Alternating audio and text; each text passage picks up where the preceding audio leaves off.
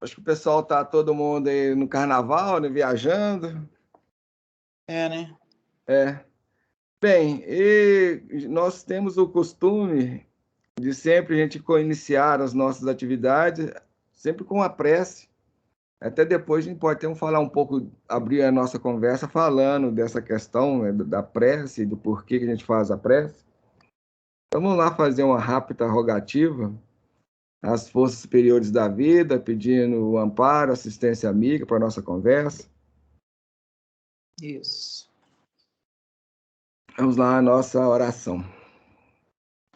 Deus de infinita bondade, Jesus, médico e orientador de todos nós, nesses instantes, Senhor, que iniciamos esta conversa fraterna, vimos te rogar as tuas bênçãos para todos os que aqui nos posicionamos, para esse diálogo, em busca da reflexão, da aprendizagem, de troca de ideias sadias, visando aquele crescimento, aquelas reflexões que nos auxiliem em nosso aprimoramento moral, espiritual, emocional, psicológico. E ainda lembrando que estamos sempre acompanhados por corações a partir do plano espiritual da vida, nos pedimos também envolvê-los nas tuas bênçãos e ainda te rogamos a tua permissão para que todos nós que aqui nos reunimos nesses momentos possamos ser assistidos pelos nossos mentores e orientadores espirituais, que possamos ser auxiliados, Senhor, pelos nossos anjos da guarda, tanto na compreensão dos assuntos desta noite, como também em nossa sustentação no entendimento e nos temas aqui que forem trazidos. Senhor, lembrando desses instantes que a humanidade se vê a braços em maior intensidade com a violência, vos rogamos que as tuas bênçãos envolvam todos nós e que possamos nos encontrar abertos para receber as tuas bênçãos e poder trabalhá-la em nosso benefício. Se com todos nós, hoje e sempre, que assim seja. Bom, gente, nós temos esse costume de fazer uma oração sempre antes, no final das nossas atividades, quaisquer atividade a gente vai fazer, a gente sempre eleva o nosso pensamento a Deus em busca de amparo, em busca de assistência, em busca de orientação, pedindo esse socorro do mais alto. E como a gente sempre pede, e muitas vezes a gente esquece de agradecer, então no final das nossas atividades nós também temos o costume de encerrá-la com uma prece agradecendo aqueles recursos que a gente recebe no decorrer ou durante o percurso do encontro ou daquela atividade qualquer que a gente esteja fazendo. E a gente pode iniciar a nossa conversa, inclusive, por esse tema.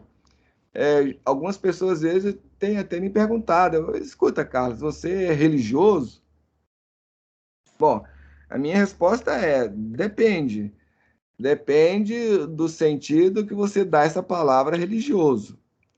Se você dá a essa palavra religioso aquele sentido de alguém que acredita ou que crê numa força superior, num ente superior, sim, eu sou religioso.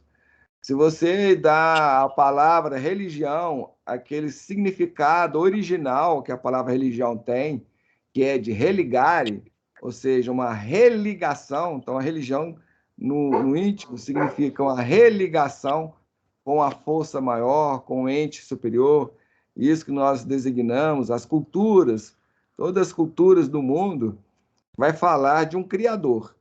O nome dado a ele vai variar de acordo com a cultura, de acordo com as épocas, com os momentos históricos vividos pela humanidade. Esse nome varia, mas designa o mesmo ser que nós chamamos, principalmente os povos ocidentais, nós o designamos de Deus.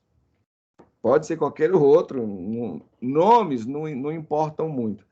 O que interessa, né, é essa referência a esse ser superior, esse ser onipotente, único, é maior. Então, se você entende a religião com esse sentido de religação, sim, então eu sou religioso.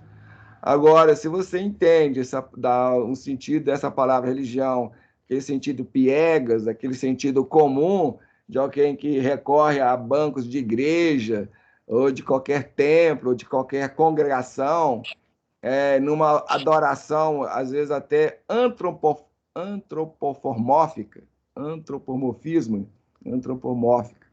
de Deus, aí não. Eu não vejo assim, minha compreensão de Deus é baseada numa ideia, vamos dizer, mais superior, mais elevada, mais aprimorada. Deus não possui forma. E muitas vezes a pessoa tem, no sentido de Deus, né, aquela ideia de algo que, um ente que tem uma forma qualquer, só que Deus não tem forma nenhuma. Porque se Deus tivesse alguma forma, ele estaria contido dentro do universo. Por conseguinte, o universo seria maior do que ele. Aí não cabe, não é possível. Então, Deus é um ser que está para além de tudo. Na verdade, ele é que contém tudo. Então, Deus é aquele ser que contém o universo, que contém todas as galáxias, que contém todos os seres. Então, numa comparação, num paralelismo, nós poderíamos dizer, por exemplo, que Deus é o tipo do oceano, e o oceano, o mar, ele contém vários seres dentro de si, várias espécies animais, várias espécies marinhas, vários objetos, coisas, situações. Então, Deus é o mar. É exatamente isso aí. Então, a minha visão de Deus é exatamente esta. Eu acho que uma visão superior, que está para além desses conceitos até infantis que nós temos. E a humanidade, a maioria de nós, a gente prima por se apegar a esses conceitos infantis, porque fica mais fácil. E através dessa, na verdade, isso aí é uma estratégia que a gente utiliza. Através dessa estratégia, eu vou deixando de fazer certas coisas que seria da minha responsabilidade fazer. Como, por exemplo, a questão da salvação. O que é a salvação? A salvação, na verdade, representa, indica a evolução, o crescimento do ser. Então, aquele ser que cresceu, que produziu uma construção dentro de si, de alguma coisa, de alguns elementos, ele transcende a necessidade de estar nesse plano de vida que nós nos encontramos e sofrendo todos esses reveses, todos esses percalços que a gente pode observar pela vida. Então, ele transcende essas questões todas e isso aí a gente designa de salvação. Esse seria o verdadeiro conceito de salvação. Mas, para isso, nós teríamos que trabalhar. A gente tem que trabalhar, a gente tem que produzir a própria mudança, o próprio crescimento. Aí, como a gente não quer assumir essa responsabilidade, nós somos também seres infantis, e nesse aspecto, a gente, como as crianças, a gente pode observar que a criança ela foge da responsabilidade. Tanto é, por exemplo, se uma criança quebra algum objeto, você fala com ela, foi você? Ela, não. Não fui eu, não. Não sei quem foi. Isso é uma fuga da responsabilidade. E, na verdade, nós adultos somos apenas crianças projetadas em corpos maiores. Gente, nosso corpo, ele amadurece, ele cresce, né, ele amadurece, mas mentalmente, emocionalmente, nós ainda continuamos no patamar infantil, alimentando ideias e sentimentos infantis. E a gente pode citar vários. O egoísmo mesmo é uma emoção infantil. Porque um ser amadurecido, uma pessoa amadurecida, adulta, ela não é egoísta. Muito, muito antes, pelo contrário. Então, na verdade, nós teríamos que adquirir vários recursos de percepção, tanto no campo emocional quanto no campo psicológico, para a gente trabalhar essa transformação, essa mudança, esse crescimento. E isso está atinente à nossa responsabilidade. E os próprios evangelhos já indicam isso, os próprios evangelhos falam sobre isso. Você não encontra lá em momento nenhum Jesus falando, eu te salvei. Pode ir lá, me mostra lá onde que está. Jesus, muito pelo contrário, ele vai dizer, a tua fé te salvou. Ele fazia cura e ele dizia para o curado, a tua fé te salvou. Vai e não peques mais. Olha só, isso é muito interessante, essa chamativa. Vá e não peques mais. O que é pecar? Pecar, na verdade, no seu verdadeiro sentido, é não cometer erros. Agora, é interessante, gente, isso aí é uma coisa que a gente tem que ser entendida, porque o erro em si, para um ser que não sabe, para um ser que não tem conhecimento, como é o nosso caso, nós não nascemos sabendo, assim, a gente não nasce com conhecimento, isso é um recurso que nós temos que adquirir. Então fica meio estranho, porque como que a pessoa não vai errar se ele não sabe? Aí que tem a diferenciação do erro em si para o pecar. Porque você errar por não saber é normal, é aceitável, tá tudo ok. Mas quando você já conhece, você tem informação e você sabe que aquilo é errado e mesmo assim você o faz, isso é o pecado.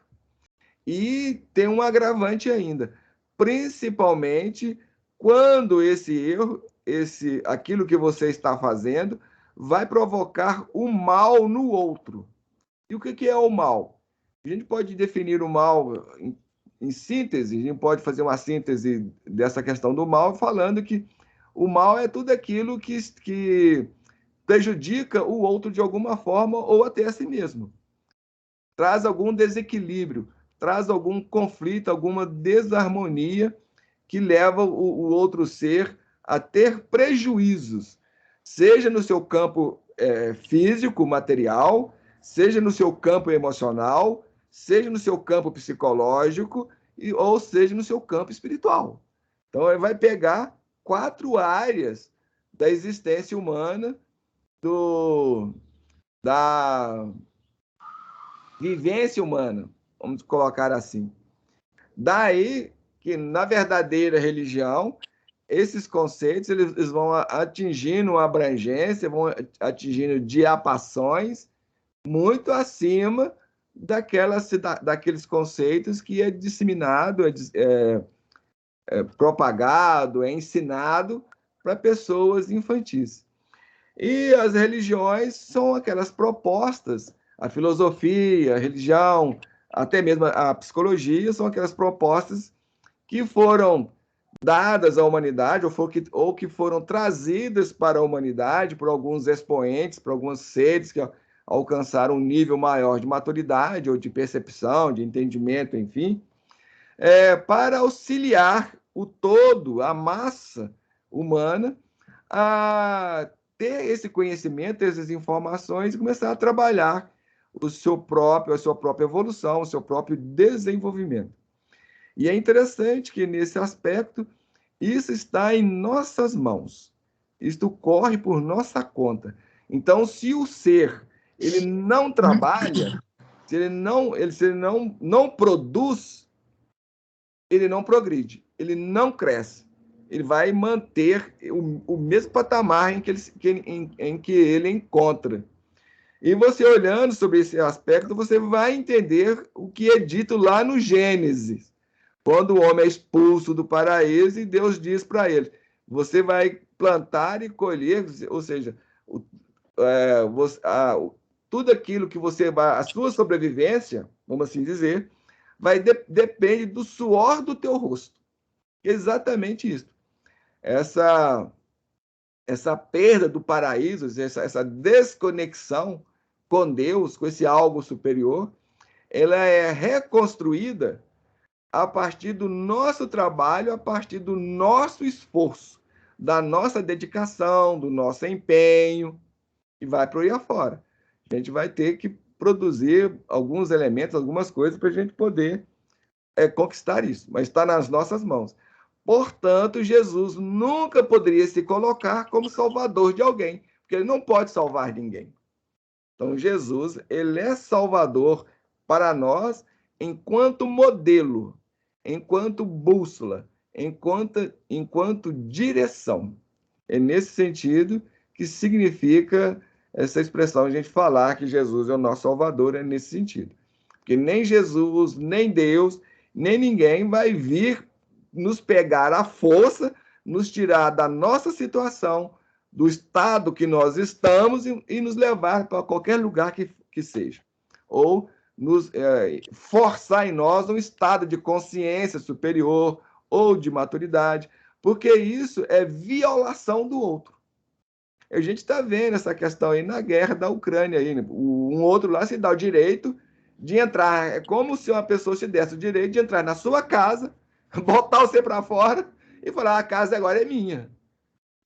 Isso é invasão. E Deus não faz isso. Deus não se impõe. Deus realmente é o sustentador de toda a criação, porque sem ele nada existiria. E nós só existimos porque ele nos sustenta, porque ele nos dá sustentação. Sem ele nós não teríamos existência. E tudo, um átomo para existir necessita de Deus. Mas, a partir do momento que Deus criou, ele não vai interferir no sentido de impor a sua vontade sobre qualquer criação que ele tenha feito ou que ele tenha criado. Jamais vai fazer isso. Agora, ele nos dá os recursos. Os recursos foram dados. Nós temos todos os recursos. Agora, nós é que não queremos trabalhar. A gente que não quer se responsabilizar. A gente prefere julgar a nossa responsabilidade nas costas de alguém. Então fica muito mais fácil eu acreditar em Jesus só pelo mero fato de eu acreditar, estou salvo. Fica muito cômodo, fica muito fácil isso. Não, eu já acredito, então estou salvo. E vou para o paraíso. Não, não vai. E te garanto que da hora que você fechar os seus olhos, em definitivo, você vai ter grandes decepções. A gente conhece muitos relatos nesse campo, muitos, não é um só não, vários relatos pessoais que eu vivi, eu tenho uma vivência, eu consigo ter algumas vivências nessa área de forma consciente e também de contatos aqui naquele setor que a doutrina espírita vai designar de mediúnicos, que a Bíblia está repleta de fatos mediúnicos. Do começo ao fim. Você pegando o livro Gênesis ao livro Apocalipse, só tem coisa ali, mediunidade ali.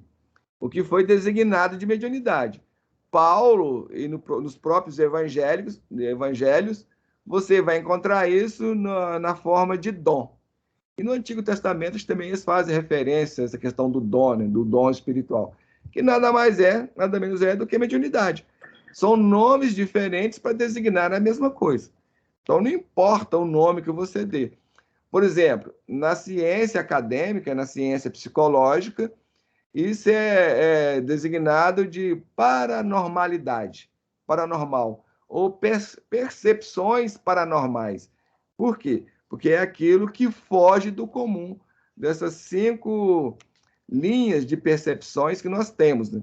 Que é a visão, a audição, a fala, o olfato, o tato, essas coisas que todos estão já carecas de saber. Bom, a introdução foi um pouco mais longa. E essa live de hoje ela é patrocinada pelo Grupo Conhecer. Então, ela foi apenas dada a conhecer, né, dada a saber para os integrantes do Grupo Conhecer. Ela não foi aberta ao público em geral. Ela foi direcionada para os participantes ali do Grupo Conhecer. E o Grupo Conhecer é uma proposta que nós criamos em paralelo ao estudo do Enneagrama, dos cursos de Enneagrama, para trazer assuntos diversos, como vocês mesmos já puderam ver lá nas regras do grupo. Assuntos que nos auxiliem para o nosso autocrescimento, para a nossa aprendizagem, ou seja, o grupo foi criado com o objetivo de fomentar, de alimentar, de produzir reflexões, conhecimentos, informações, diálogos, conversas, que no sentido de nos ajudar a gente a amadurecer, tanto emocionalmente, quanto psicologicamente, quanto espiritualmente, nessas 3 linhas. Esse é o objetivo do grupo lá, trazer informações, trazer conhecimento, propiciando a todos a oportunidade de refletir, de meditar sobre aquilo que está sendo falado, sobre aquilo que está sendo colocado, sobre aquilo que está sendo mostrado, sendo dito, seja o que for, e a partir dali esse conhecimento produzir nos seus integrantes algum desejo, alguma vontade, ou mesmo uma nova visão de vida, nova percepção, um novo entendimento. Esta, enfim, em linhas gerais, a proposta do grupo Conhecer. Bom, vamos abrir para vocês aí, para vocês fazerem perguntas. Diva, é só clicar no microfonezinho aí que abre só o som, aí você pode perguntar. Se você não quiser falar, você pode digitar aí no chat. Estamos aqui com o chat aberto. A gente lê aí a sua pergunta. Se você quiser fazer alguma observação, quiser fazer alguma colocação também, colocar, ele está aí aberto aí para todos aí.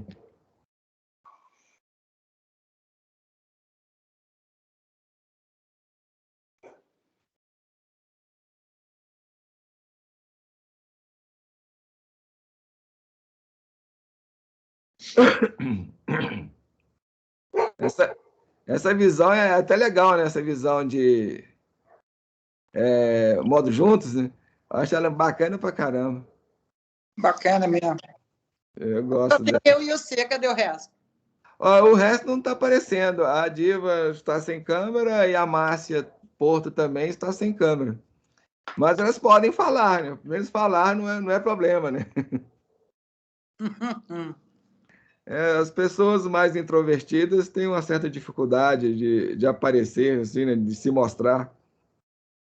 Se sentem mais desconfortáveis. Assim, né? Eles não querem mostrar assim a careca, assim, sabe? Igual eu, assim, ó. A feiura, né? Eu sou feio também, eu me acho feio, mas fazer o quê, né? A gente tem que se aceitar como é, né? Pois é, gente. Eu acho que isso é uma bobagem, né? É. Mas vamos respeitar cada um com seu cada um. Exatamente. Ô, Carlos. Oi? Eu não posso usar a câmera porque eu estou fazendo no meu iPhone, né? Ah, sim, ainda tem essa questão ainda, né? Então, se eu ligar a câmera dele, esquenta em poucos muito. Minutos, mas esquenta tanto que ele vem uma mensagem de risco, né? Uhum. Aí eu tenho que desligar. É interessante isso. Que eu isso. não abro a câmera dele. Essa sobrinha mesmo da Vicentinha, que a gente está na casa dela agora, ela também tem um iPhone. E ela pega o celular da Vicentina, o que ela faz? Ela recebe algum áudio, aí ela envia para o celular da Vicentina para poder ouvir o áudio através do celular da Vicentina, que no iPhone lá não escuta, é super baixo. Gente, eu não sei. Eu nunca gostei do iPhone. Eu tenho um iPhone, eu estou no iPhone. Ah, é? Eu prefiro mais o Android, estou bem melhor com ele. Bom, a Diva nos fez uma pergunta aqui. Ela passou no WhatsApp. Beleza, sem problema, tá vendo? A gente sempre acha algum caminho. Ela está perguntando o que quer dizer fulano é 1, fulano é 2, fulano é 3. Bom, Diva, essas numerações, o que é? Ela é atinente ao Enneagrama. O Enneagrama, ele é um símbolo que vai representar um modelo que vai nos ensinar, nos informar, nos propor explicações acerca de todas as possibilidades que existem no universo. Então, a gente pode, através do Enneagrama, você pode entender como que as coisas funcionam, como que os processos eles ocorrem. Então, ele vai explica tudo, qualquer coisa, desde que você entenda o que é o Enneagrama, entenda desde que você compreenda a sua funcionalidade, o seu dinamismo, como aplicar aquilo, como entender aquilo. Sem esse entendimento não é possível. Você vai ver o símbolo lá, vai ser apenas para você um desenho como outro qualquer, ou um símbolo como outro qualquer.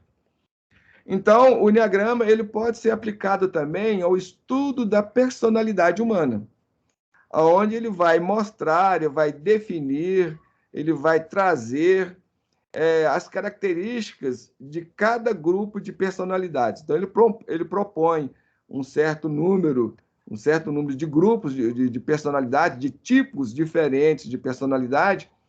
Nesse sentido, a gente tem algumas propostas nesse campo, que é chamado disso, designado de caracterologia. Nós temos a proposta de Jung. Quando você faz esses testes psicológicos, às vezes no Face antes aparecia muito. Eu não sei se ainda continua aparecendo muito, eu não tenho muito acesso assim ao Face, mas antes aparecia muito lá. Faça o teste para saber como que você é, a saber como que você age, para saber como o seu comportamento. Isso geralmente esses testes eles vão basear numa definição caracterológica, ou seja, de personalidades. Então você vai lá, proposta, ó, personalidade, por exemplo, primeiros movimentos de questão de definir personalidade, essa questão das pessoas introvertidas e extrovertidas. Isso são definições. A humanidade você pode dividir em dois grandes grupos. Na verdade, são três. Mas a psicologia, ou seja, aqueles que propuseram essas definições, não sabiam ou não levaram em conta o terceiro grupo, que é os extrovertidos, os introvertidos e os ambivertidos. Então, são três grupos nesse sentido. Então, essa é uma definição de características da personalidade humana. Todo ser humano você pode colocar em um desses três grupos. Então, é isso que é caracterologia. E existe várias. Jung mesmo tem uma proposta que depois uma psicóloga americana, junto com a sua mãe também, que era psicóloga, desenvolveu essas definições propostas por Jung, no que hoje é conhecido de MBTI. Tem também, por exemplo, o DMS, que é uma proposta da Organização Mundial da Saúde, também definindo lá os padrões, os grandes grupos de personalidades humanas. Então, existem vários. Bom, o Enneagrama ele pode ser trabalhado também dentro dessa proposta. Então, existe o Enneagrama das personalidades, onde nós vamos estudar o Enneagrama voltado para essa questão das personalidades ou das definições desses grupos de personalidades humanas. E no seu primeiro aspecto, essas personalidades definidas em 9 grandes grupos. Então, tem o ego número 1, o ego número 2, o ego número 3, 4, 5, 6, 7, 8 e 9. Então, são 9 grupos de egos. Então, quando nós falamos aqui, fulano é 1, é porque ele está enquadrado naquele perfil do tipo humano que é atribuído ao ego 1. E assim sucessivamente. E quando você conhece as características de cada ego, então o ego 1 tem determinadas características.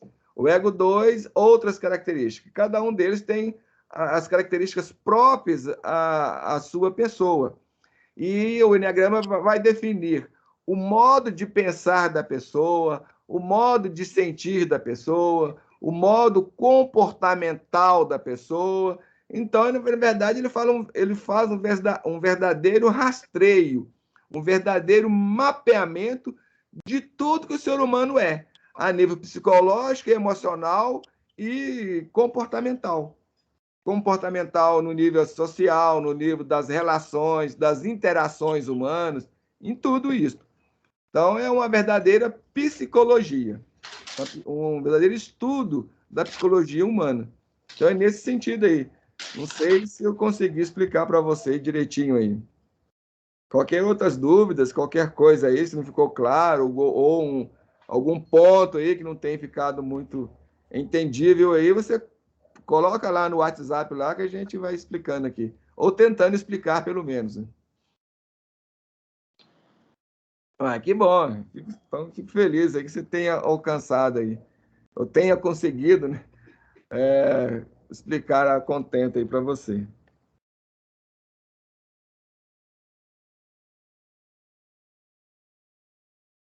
Inclusive, nesse aspecto da introversão e extroversão, eu não sei se foi precisamente o Freud ou Jung, ou foi anterior a ele, que propuseram essa questão. Porque essa questão das personalidades, das características, isso já é bem antigo. Os gregos mesmo já propuseram lá grupos de seres, de pessoas humanas, né? Lá falando, lá, eles classificavam a partir do humor. Aí tinha lá o humor biliático, o humor, a bilis negra, eu não lembro agora precisamente quais eram os grupos. O biliático eu lembro. Sei que eram 4 grupos. Eu não lembro exatamente quais são os 4. Então, assim, dentro desses grupos é colocado, né? Traçava características. O grupo biliático, a pessoa é assim, assim, assim, assado. O grupo tal é assim, assim, assado. A mesma coisa ocorre com o Enneagrama. E o Enneagrama, ele vai, então, nesse ponto aí do extrovertido, do introvertido e do ambivertido, o Enneagrama que vai trazer essa ideia, esse conceito de que esse terceiro grupo que existe, do ambivertido, que na proposta original é só colocado o extrovertido e introvertido. Tanto é que no trabalho que o Jung fez em cima disso, os tipos, porque o Jung coloca 16 tipos de personalidades. E essas personalidades, um dos grupos lá é exatamente esse: extrovertido e introvertido. Então, tem aquelas pessoas que são extrovertidas, aquelas pessoas que têm facilidade de lidar, de estar em grupo, de interagir, de conversar, de aparecer, e aquelas pessoas introvertidas, que são aqueles grupos da pessoa mais recolhida, que gosta de ficar mais sozinha, né? Ele não se sente bem na multidão. Ele se sente bem ficando sozinho, não aparecendo, não se manifestando. Então, quando ele quer manifestar, ele prefere usar meios no qual ele não apareça, no qual que ele não tem que, né, interagir de uma forma aberta e espontânea com os outros. Esse é o grupo introvertido. Então, nesses 16 grupos do Jung, ele vai dividir lá, um dos grandes grupos, exatamente isso. A primeira definição lá é extrovertido e introvertido. E tem mais 4 grupos. Sei que você pegando, você fazendo essas correlações nesses grupos, dá uns 16 tipos de personalidade. E o Enneagrama, ele vai falar o seguinte: não, mas existe um terceiro grupo que é muito importante, que é o ambivertido, ou seja, aquele grupo daquelas pessoas que elas caminham nas duas direções. Tanto elas vão lá para o extrovertido, quanto elas vão para o introvertido. Ela consegue lidar com tranquilidade nos dois polos. Então, seria um polo ali mais ou menos do meio, né? Mais ou menos assim, não é do equilíbrio, não sei, não queria usar essa palavra do equilíbrio. Do meio mesmo, vamos usar o meio mesmo. Então, aquele grupo do meio, mediano, que fica no intermédio ali dos outros dois polos. Então, o Enneagrama faz essa proposta. Então, quando a gente fala, aí a gente vê o grupo de egos, aqueles que são introvertidos, aqueles que são extrovertidos e aqueles que são ambivertidos. E nesse aspecto, como são 9 tipos, se são 3 grupos, você dividir no 9 por 3 vai dar 3. Então, existem 3 grupos. Né? Então, para cada grupo, então, vamos ter 3 egos extrovertidos, 3 egos introvertidos e 3 egos ambivertidos. 3 vezes 3, 9.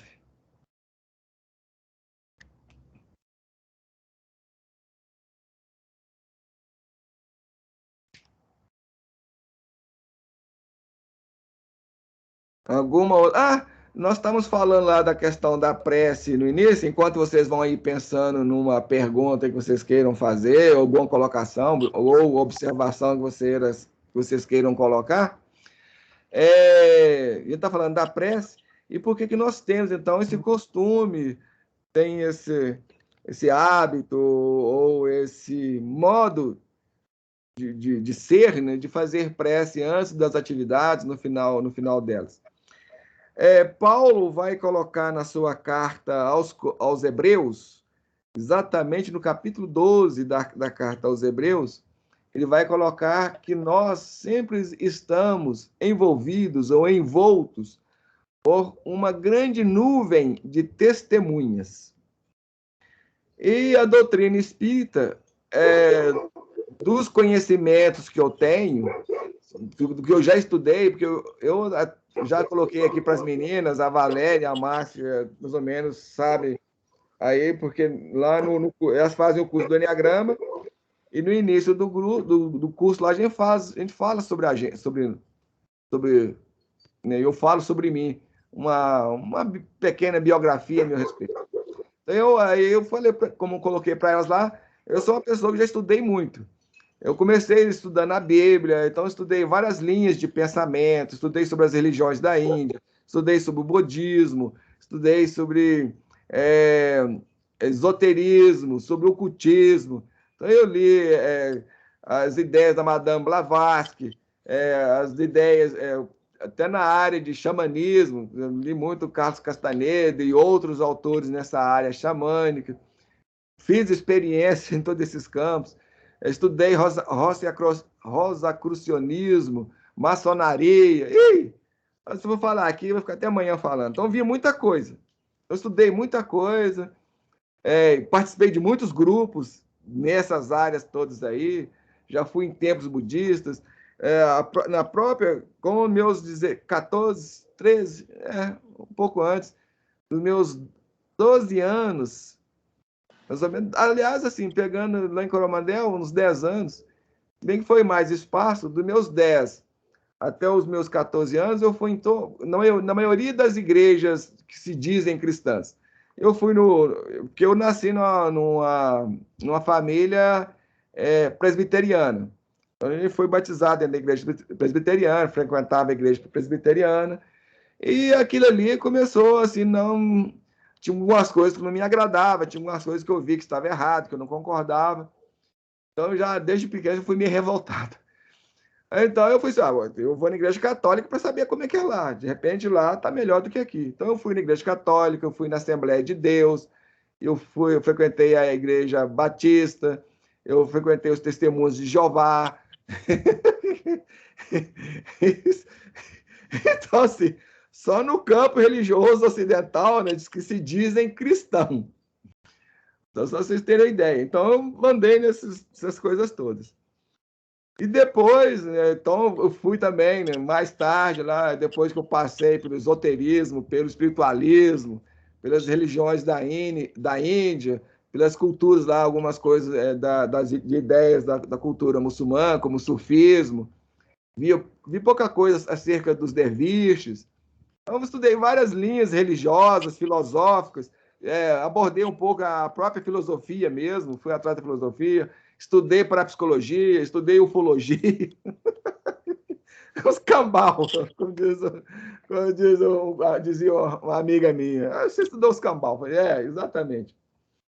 Bom, dentro desse ramo todo, todas essas coisas aí, a única que veio para me explicar melhor essa fala do apóstolo Paulo foi a doutrina espírita, onde ele veio explicar, veio esclarecer o significado desta fala de Paulo. Essas testemunhas invisíveis é aquilo que a doutrina espírita vai designar de espíritos. E o que são espíritos? Eu sou espírito, vocês são espírito, todo mundo é espírito. Mas então, qual é a diferença? A diferença é que nós somos espíritos encarnados, ou seja, nós estamos revestidos por um corpo de carne. E os espíritos do plano material, eles não possuem esse corpo de carne. Então, eles têm aquilo que Paulo vai designar nas suas cartas de corpo espiritual. E várias culturas do mundo vai falar sobre esse corpo, esse segundo corpo que o ser humano tem. E eles designaram a eles nomes diversos de acordo com a corrente de pensamento, com a época, com a cultura da humanidade. Por exemplo, no Egito, esse corpo ele é designado de Ki. Na linha esotérica, ele é designado de corpo astral. E na doutrina espírita, o Kardec vai dar o nome a ele de perispírito, que também tem um significado. Peri vem de perisperma, e o perisperma é aquilo que envolve a semente num fruto. Os espíritos falaram, não, vocês têm um corpo sutil, de matéria mais sutil, que envolve o seu corpo físico. Por isso que ele vai designar esse corpo de perispírito, ou seja, corpo do espírito. O corpo sutil do espírito, é a mesma coisa. Bom, então nós estamos aqui cercados por essas entidades ou por essas pessoas que estão no plano espiritual. Elas são testemunhas daquilo que a gente faz. E para todo lado onde a gente vai, nós vamos acarreando esse grupo de espíritos, nós vamos andando, porque essa dimensão espiritual, ela não está lá, ou qualquer lugar. Ela está aqui, ela nos envolve. Elas é como o ar. O ar não nos envolve. É como se você entrasse dentro do mar. A água te envolve. Você entra dentro do mar e mergulha. A água te envolve. Essa é a dimensão espiritual. Ela está ao nosso redor. E esses espíritos ficam andando por aí, interagindo conosco em várias proporções, em vários graus, em várias intensidades. Vai por aí afora. Então, existem aqueles, como aqui na Terra, tem as pessoas que são voltadas para o mal e aquelas voltadas para o bem. Quando a gente desencarna, nós deixamos esse corpo físico e retornamos para a dimensão espiritual, nós continuamos ser aquilo que nós somos. A gente vai continuar pensando da mesma forma, sentindo da mesma forma, vendo o mundo como nós vimos aqui. A gente não se transforma, a gente não muda, a gente não cria asa de anjo, como eu falei lá no início. Para criar, nós podemos ter asa de anjo? Podemos, mas nós teremos que criar estas asas. Nós temos que trabalhar para que elas nasçam em nós. Se a gente não trabalhar, se a gente não fizer por onde, se a gente não fizer empenho, ela não vai nascer. Então, ninguém se transforma em pessoa boa de uma hora para outra, de um momento para outro, só porque a pessoa, eu sou bom. Não, isso não ocorre, infelizmente, não é assim. Agora, a gente tem que entender também o que é mal. O que é mal? Porque muitas vezes a gente pensa, não, eu não sou uma pessoa má. Porque a gente não para pensar, a gente não para refletir. Se você fala mal de alguém, você está fazendo mal. Está falando mal de alguém. Isso é falar mal. Então, fofoca é mal. Se você critica com o objetivo de denegrir o outro, de prejudicar o outro, de diminuir o outro, você está fazendo mal. Tudo isso é mal. Então, mal é muito mais do que aquilo que a gente pensa. Se você, por exemplo, o Ayrton Senna, vamos pegar ele como exemplo, por exemplo, o Schumacher, os dois, por exemplo, eram muito competitivos e eles muitas vezes passavam em cima das pessoas para alcançar os seus objetivos. Dentro da perspectiva deles, eles não estavam fazendo mal. Mas, se você for olhar numa perspectiva maior das leis de Deus, partindo desse ponto aí, eles faziam mal porque eles traziam prejuízo aos outros. Então, esse negócio de mal é muito complicado e vai muito além do que a gente pensa. Que muitas vezes a gente causa dano aos outros, a gente prejudica os outros com o pressuposto de fazer o bem. Nós estamos vendo essa guerra entre a Ucrânia e a Rússia e a Ucrânia, né? Que nem a Ucrânia, não, é a Rússia contra a Ucrânia. O Vladimir Putin, ele fala que está fazendo bem, que ele está ajudando o povo ucraniano, que ele foi lá para ajudar, ele foi lá para apaziguar, ele foi lá para prestar auxílio. É isso que ele está dizendo. Mas ele está fazendo bem? Aí é a questão, né? Não é o bem, porque a partir do momento que você traz prejuízo ao outro, que você prejudica o outro de alguma forma, você não está fazendo bem para aquela pessoa. E aquelas pessoas lá, eu fico pensando, imagina você, É fácil entender o povo ucraniano. Imagina vocês se amanhã alguém viesse aqui, invadisse o Brasil, falasse, ó, o país agora é nosso e vocês não têm direito a nada. Ué, como é que vocês se sentir? Da mesma forma que alguém entrasse na sua casa e falasse, ó, botasse você para fora e a casa agora é minha. Fora a rua para você não quer saber. É a mesma coisa. A pessoa, para ela, é o bem. Mas você não vai sentir que a pessoa está fazendo bem para você. Então, nós de bem depende do ponto de vista que a gente está olhando. Se você olha do ponto de vista pessoal, muitas vezes as nossas ações não são boas.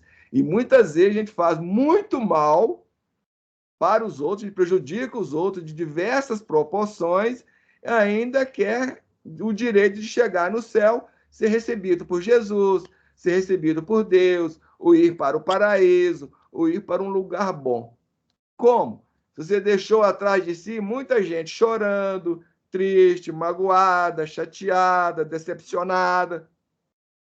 Não, sinto muito, mas você não vai para um lugar bonzinho, não. A ordem divina é tudo aquilo que você prejudicou, tudo aquilo que você estragou, vamos falar na linguagem popular, tudo aquilo que você estragou, você vai ter que consertar. É sua obrigação consertar tudo aquilo que você estragou, tudo aquilo que você danificou. Seja em termos de coisas, seja em termos de pessoas, em qualquer setor. Se você prejudicou alguém emocionalmente, aí essa pessoa ficou lá triste, chateada, aborrecida, em algum momento na sua vida de espírito, você vai ter que ir lá e acertar os ponteiros com aquela pessoa. E por que na vida de espírito? Porque nós não temos uma única vida. Então você pega esses políticos hoje, por exemplo, Putin, Lula, Bolsonaro, e todos os políticos aí, qualquer outro, qualquer ser humano, qualquer um de nós. Mas a gente pega eles porque o dano que eles fazem é muito grande. Os prejuízos que eles provocam é muito grande. Então, essa pessoa vai morrer. Morreu lá, não pagou nada, não resolveu nada, ficou tudo por isso mesmo. Ficou? Para a lei humana, para nós, pode ser que sim. Mas para a lei divina e para aquele ser, enquanto espírito, não. Ele vai ter que renascer novamente e consertar os danos que ele provocou, que ele fez. Por isso que você vê hoje aí, muitas vezes, a pessoa defendendo a natureza. Então, hoje, as pessoas que estão destruindo a natureza, ele vai renascer amanhã e vai ser um defensor da natureza. Porque ele vai consertar aqueles estragos que ele produziu. Então, você vê que a abrangência das coisas são muito maiores, muito mais amplos do que a gente imagina. Muito mais. Bem, aí então, como nós vivemos, a pessoa vai para o plano espiritual e continua lá tendo seus pontos de vista, seus desejos, seus quereres, seus objetivos. Continua muito a mesma coisa, não muda. E aí, esses corações, muitas vezes, nos influenciam para aquilo que eles querem. Agora, o que eles querem é bom ou mal? Aí é que está o X da questão. Se o ser está tentando te ajudar, te esclarecer, te auxiliar a entender, a compreender, ele está fazendo bem. Agora, se ele está tentando obter alguma vantagem, algum ganho, ou que você faça alguma coisa para ele, que ele quer atingir algum objetivo qualquer, ele não está fazendo bem. Então, nós estamos o tempo todo cercados por esses corações. Então, quando a gente faz uma prece, a gente faz pedindo a Deus aquela orientação maior para nos ajudar, nos amparar, que a gente possa entender, que a gente possa compreender e também nos proteger desse mal. E aí nós vamos entender a oração de Jesus no Pai Nosso. Livrai-nos do mal. Que é exatamente isso. Então, quando a gente faz a prece, a gente está pedindo a Deus, Senhor, nos protegei desse mal. A gente não se vê abertos ou sujeitos à atuação dessas pessoas que ainda não entenderam, que ainda não compreenderam, que ainda estão no estado de infantilidade. Por isso nós temos esse hábito. E como muitas vezes nós somos pródigos em pedir, mas miseráveis em agradecer, a gente no final faz uma prece agradecendo. Inclusive para a gente se disciplinar, para a gente aprender a agradecer. Então, quando a gente recebe um favor, a gente sempre fala obrigado. Por que não, então, agradecer a esse ser maior ou a esse amparo que muitas vezes nós não temos consciência dele, a gente não percebe. Então, vamos agradecer, independente de ter tido ou não, vamos agradecer de qualquer forma. É por isso que a gente faz isso. E a Diva colocou aqui, muito bom, obrigado. Com razão, o que o homem plantar, isto mesmo terá que colher. Exatamente, Diva. Inclusive, isso aí é uma colocação, né? É uma informação, é um ensinamento desta espiritualidade, em que Kardec vai lá tomar apontamento dela e vai colocar na codificação da doutrina espírita, vai colocar isso. Aquilo que o homem semeia, e o próprio Evangelho, né? Já fala isso. Jesus mesmo já diz isso. Aquilo que o homem semear, isso também ele colherá. E ele fala isso de diversas formas diferentes nos evangelhos. Jesus coloca isso. E o evangelho inteiro, de uma forma, vai apontar para isso. Inclusive, isso vem desde lá o Antigo Testamento. Porque quando Moisés coloca lá olho por olho e dente por dente, que é a lei de Talião, isso já é um reflexo já é uma definição dessa frase. Ou seja, aquilo que você fizer, você vai receber aquilo de retorno. Que a doutrina espírita vai explicar isso muito bem, como lei de causa e efeito. Toda causa que você produz, ela vai dar, em consequência, um efeito. Ela vai produzir um efeito. A ciência hoje vai falar isso em termos de ressonância. Quando você faz algo, você provoca uma ressonância ou um retorno daquilo que você fez. Aí, Valéria, alguma pergunta específica? Márcia Porto, alguma pergunta aí específica? Ou algum ponto que vocês gostariam de falar, abordar em específico? Alguma sugestão de assunto, qualquer coisa? Não, tô ouvindo, né? Fale também aí as suas experiências aí para nós. Aí. As minhas experiências, elas são de outra natureza, digamos assim. Primeiro, assim, eu nasci numa família católica, não praticante. E desde o começo eu falei, não me atende, não. Infelizmente as religiões falham muito nesse ponto. Né? Não me atende. Aí fiquei um tempo sendo nada, né? Depois fui espírita durante seus 20 anos. Um bom tempo. Muito tempo. Eu caminhei dentro do centro espírita em tudo que você imaginar. Reunião mediúnica, palestras. Desde fazer cadastro, campanha do quilo. Campanha do quilo, fui coordenadora de ação social do Centro Espírita. Fiz palestra, fiz tudo que você imaginar. Mas também não me atendeu, não, viu?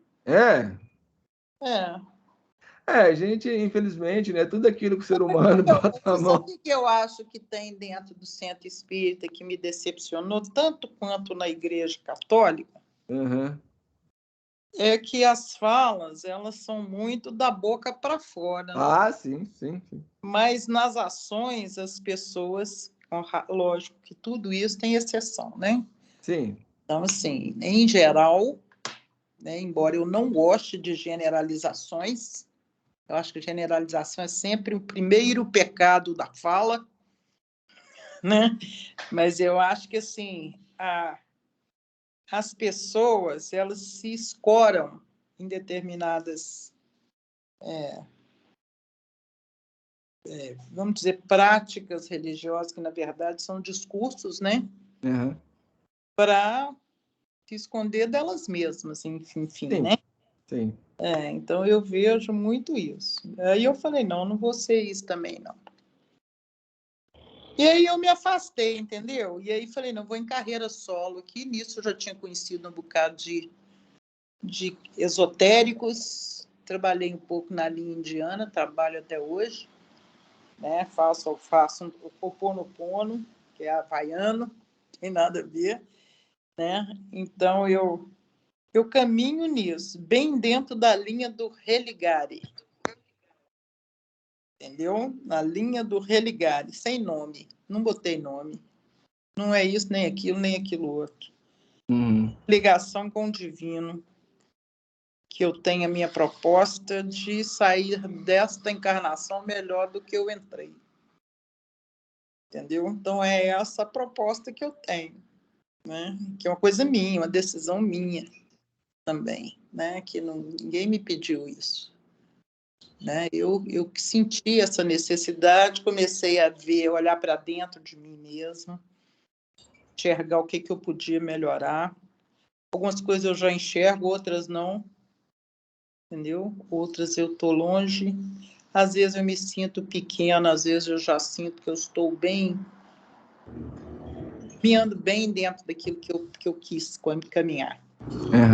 É uma trajetória diferente, né? Quer dizer, eu estudei muito, eu trabalhei na universidade 19 anos, trabalhei na Fiocruz também, mas seus...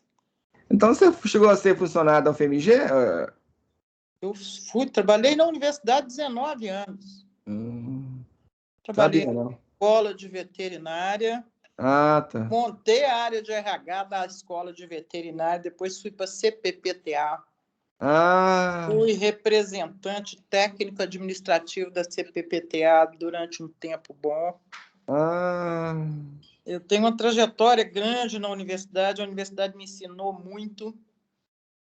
Né? Eu tive a oportunidade de ter contato com conhecimento dentro da universidade. Eu acabei fazendo quase que minha trajetória de formação dentro da universidade, né? Que eu fiz comunicação social, depois eu fiz planejamento estratégico de recursos humanos, aí depois eu saí da universidade, mas eu fiz um caminhão de curso, eu comecei a fazer psicologia, larguei no 3º ano, mas aí eu já estava velha para... Não tive paciência de fazer faculdade com uns meninos pequenos e eu já era velha. Já é difícil, é complicado mesmo. Aí saí e agora eu estou fazendo sociologia, você acredita nisso? Porque quando eu fui fazer comunicação social, na verdade, eu queria fazer sociologia. Tá. Mas aí eu falei, não, vou fazer o que estava na moda, né? Comunicação social. E eu gostei muito também, me ajudou demais. Achei ótimo. A comunicação social ajuda, sim. Abriu várias oportunidades para mim, várias. Eu fui consultora de RH na Fundação Cristiano Ottoni. Depois eu pedi demissão da universidade e fui trabalhar. Foi para Fiocruz? Fiquei 5 anos ocupado. Depois fiz concurso de novo e fui trabalhar na Fiocruz. E aí trabalhei mais 19 anos na Fiocruz. Bastante tempo. Eu trabalhei ao todo na minha vida 40 anos. Na Fiocruz no campo de RH? Eu entrei na Fiocruz para trabalhar com desenvolvimento humano, era a vaga que tinha, mas logo 6 meses depois eu assumi o departamento de administração todo. Tá. E aí fiz um tanto de trem, eu trabalhei 4 anos aqui em Belo Horizonte, depois trabalhei mais 4 no Rio, depois trabalhei 6 anos em Manaus. Eu trabalho muito com estrutura de gestão, montar a estrutura de gestão. Então, eu fui para esses lugares para montar a estrutura de gestão. E ela demora muito tempo, né? Até ser... Mas foi muito bom, eu aprendi coisa demais da conta. Aprendi muito, muito, muito, muito. Tive a oportunidade de fazer muita coisa. Eu trabalhava até outro dia, até a minha nora morrer e eu ter que parar para cuidar dos netos, né? Dos dois. Então, aí eu larguei. Quando eu saí da Fiocruz, eu continuei atendendo como consultora durante um tempo, né? Até março de 2020 eu parei, porque já estava complexo demais conciliar trabalho e o cuidado dos meninos. Mãe velha, né? Eu virei uma mãe velha. Mas aí, assim, eu acho que assim, Deus é muito bom para mim. Eu só tenho que agradecer, sabe? Interessante demais isso, que eu fui construindo. Você vê que eu sou nordestina, eu sou preta, né? E sou mulher, então eu sou bem minoria mesmo, né? Bem representante das opressões. E eu me considero muito bem sucedida. Eu sou da Universidade da Fiocruz, eu tenho um mestrado, eu praticamente concluí o doutorado, mas aí eu falei, não, vou aposentar, não quero mais não. Porque eu acho muita hipocrisia. Na hora que você conhece o trem por dentro, você fala assim, não vou querer, não. A Diva colocou aqui para nós, a proposta da amiga parece com a minha. Saí melhor do que cheguei. É isso aqui. A Diva está identificando você também. É isso mesmo, Diva. Se a gente conseguir sair melhor do que entrou, já tá bom demais, não tá? Nossa, esse já é um grande passo. Aliás, o objetivo é exatamente este, né? Nós sempre saímos um pouco melhor. A gente conseguir fazer isso, já é muito. Você sabe uma coisa que eu acho interessante? Que as coisas vão acontecendo na vida da gente e em um determinado momento você não enxerga para quê, né? Na hora que está acontecendo, você não vê. Mas aí depois você fala, gente, não é que Deus estava me dando uma colher de chá mesmo? Sim. Eu falo que eu chamo Deus de Celeste, né? Celeste, eu sou íntima dele, né? Aí eu falo, ele fica por minha conta.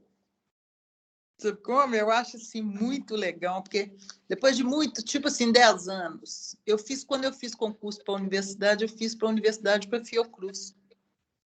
Passei nos dois. E na época, eu sempre fui CDF, eu sempre gostei de estudar demais. Estudei no Coltec, no Centro Pedagógico. Então, assim, eu sempre gostei muito de estudar. E aí eu fiz o concurso, passei nos dois, e na época minha mãe era da Fiocruz, né? E aí teve lá uma discussão sobre a vaga, eles queriam colocar... Eu passei em segundo lugar na Fiocruz. No primeiro concurso, no segundo eu passei em primeiro. Você viu o tanto que eu sou CDF. mas a minha mãe falou, não, mas eu preferia que você não entrasse. Eu lembro, na época, eu fiquei brava. Fiquei brava porque a universidade pagava mal, menos que a Fiocruz. A universidade sempre pagou mal, né? Não, e pagava menos que a Fiocruz, mas aí a minha mãe pediu, como é que você fala não? Falei, não, você passou nos dois, você não precisa, então vamos criar um... É porque teve lá o concurso, tinha 5 vagas, a menina que ficou em 6º lugar, ela queria entrar. E eles queriam que ela entrasse. E aí eles colocaram que quem tinha parente dentro do serviço não podia entrar. E eu tinha minha mãe dentro do serviço. Só que eles colocaram isso, primeiro que isso é uma lei interna do Fiocruz. E era naquela época, né? E ela foi criada para poder obstruir a entrada e botar outra para dentro. Então, assim, infelizmente... nessa época eu tinha 20 anos. Mas eu falei, isso não é real. Aí catei lá e falei, não, isso não, eu vou entrar com mandato de segurança, vou entrar. Aí a minha mãe falou, não, você vai criar um constrangimento para mim. Não ia não, né? Eu ia mostrar que aí tinha uma mulher peituda lá, que não aceita qualquer trem, mas tudo bem. Aí achei normal. Menina, na universidade, eu tive contato com tanta diversidade. Sabe como? As portas se abriram assim para minha vida. A começar por mudar de área, né? Porque nessa época eu estava na biologia e não me satisfazia, né? Eu falei, não quero isso, não quero isso, não quero isso, não. Eu falei, não, vou fazer outro curso. Aí eu fui fazer comunicação. Legal, né? Muito legal. E me dei super bem nessa área. Aí depois de uns anos, muitos anos depois, 20 e tantos anos, toca outra vaga na Fiocruz para desenvolvimento humano. Olha só. Aí eu falei, vou fazer esse concurso. A minha mãe falou, não faz, não. Para que você vai fazer esse concurso? Está bem onde você está. Eu falei, não estou instável. Porque o mercado privado, ele te deixa instável, né? Eu falei, não, eu vou fazer aqui um concurso. Eu ainda estava com o Luiz Carlos, que aí me deixava mais instável ainda. Aí eu falei, não, eu vou fazer. E aí eu fiz e entrei na Fiocruz. Passei em primeiro lugar. Falei, agora eu quero ver me arrancar daqui. Aí não tem jeito. Bem Aí, difícil. nessa,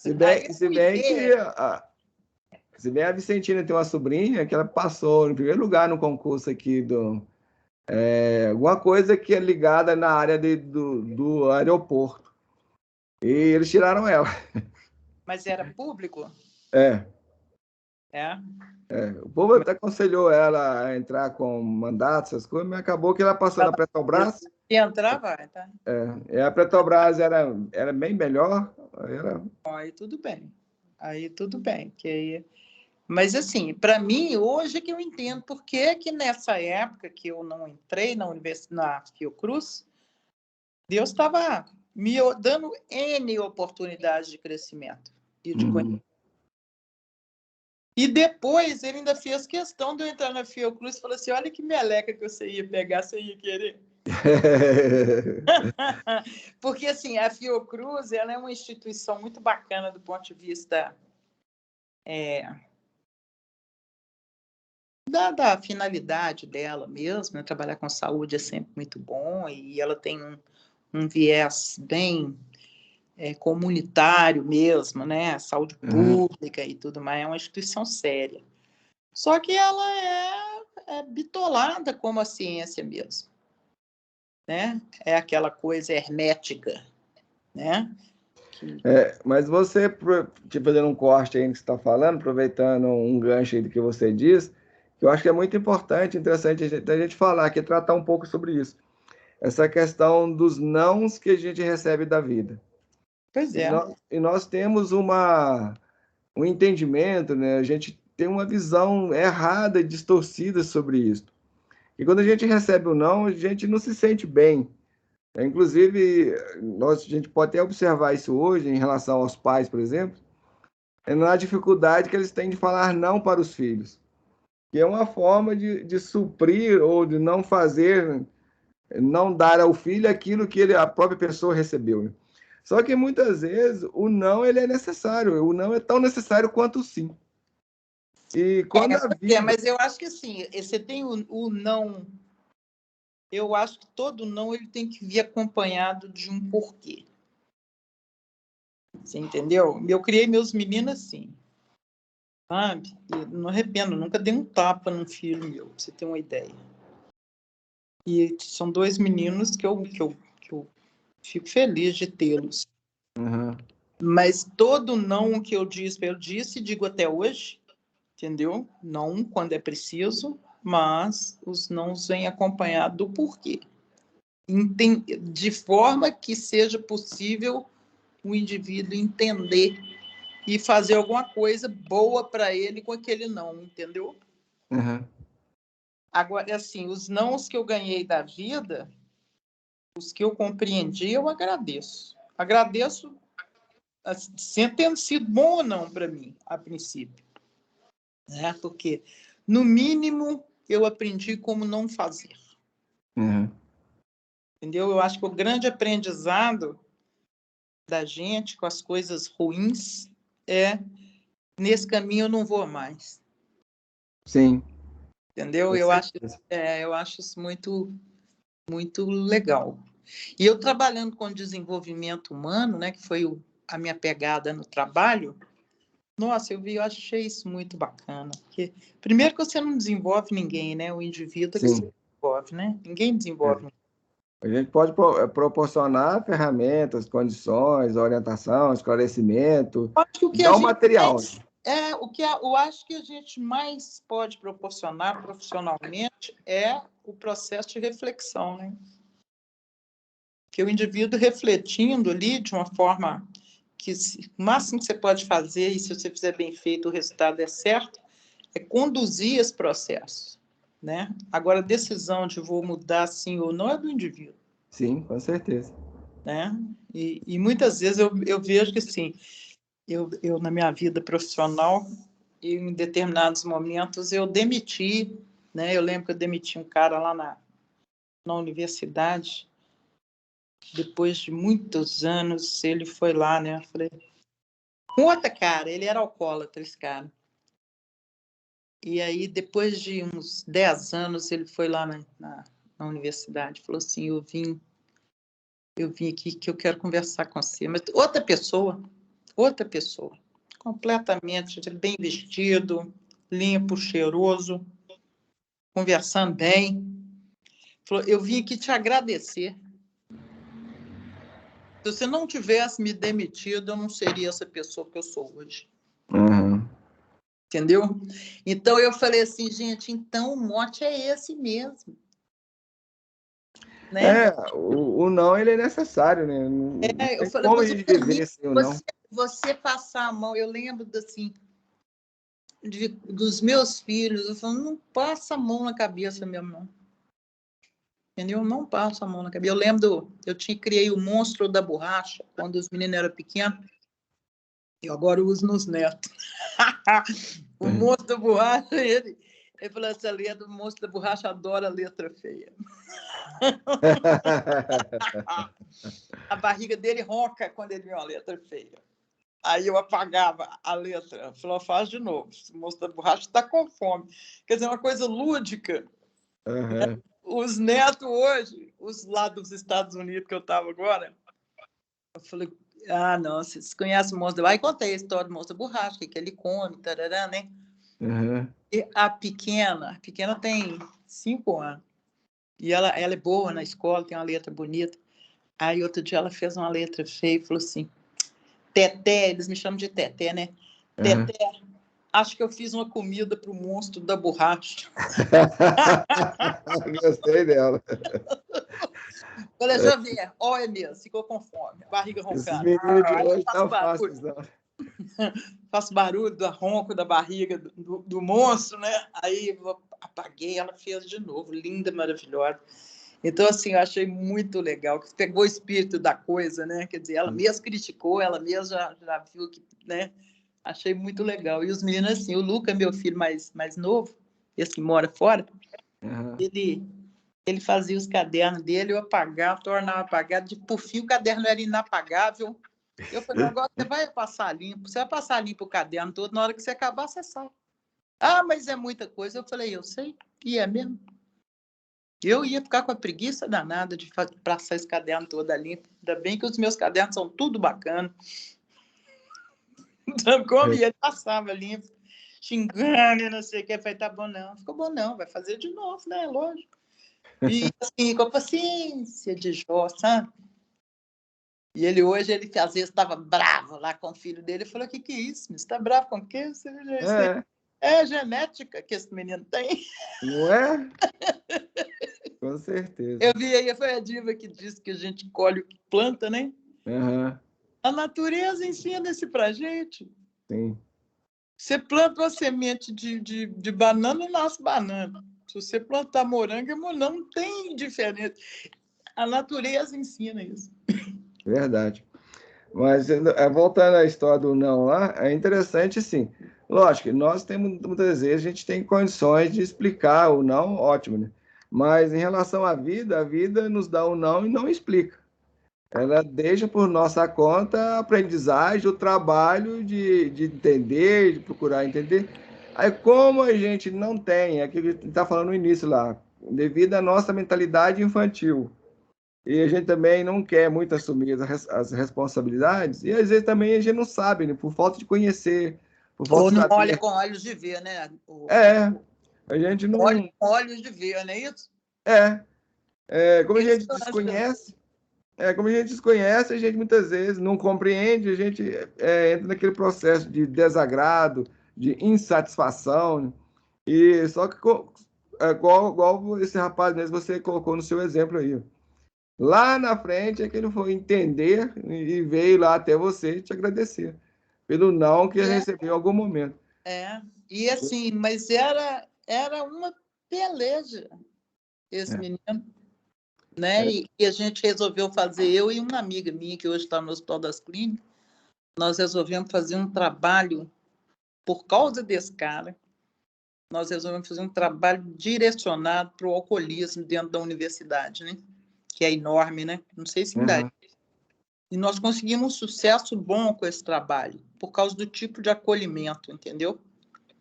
Só que esse menino, ele não queria ser acolhido, ele não queria. Ele estava naquela situação e ele queria permanecer nela. Então, você não é objeto de trabalho. Você só é objeto de trabalho se você quiser melhorar, não é o seu caso. Sim. O Gurdjieff muitas vezes coloca nessa questão em termos de choque. Ele fala que nós, para a gente acordar, a gente precisa levar um choque. Muitas vezes a gente está naquele estado de sono tão grande e nós estamos agarrados a esse sono de tal maneira que sem um choque a gente não acorda, a gente não desperta. Ou seja, a gente não é impulsionado à mudança.